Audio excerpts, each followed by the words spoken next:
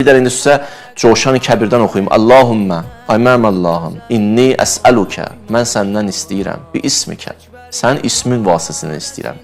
Ya Allah, ya Rəhman, ya Rəhim, ya Kərim, ya Muqim, ya Əzim, ya Qədim, ya Əlim, ya Həlim, ya Həkim. Bunların hamısı danışılmalı mövzulardır. Həlim yəninə, Həkim yəninə, Kərim yəninə, Allahu Ekber. Əzim nədir bu adların mənası? Sonra nə deyir? Nə istəyir? Subhanəkə la ilahə illa ən. Sən paksan, münəzzəsən, sənin nöqsanın yoxdur ya, eybin yoxdur ya. Əl-Ğos, Əl-Ğos.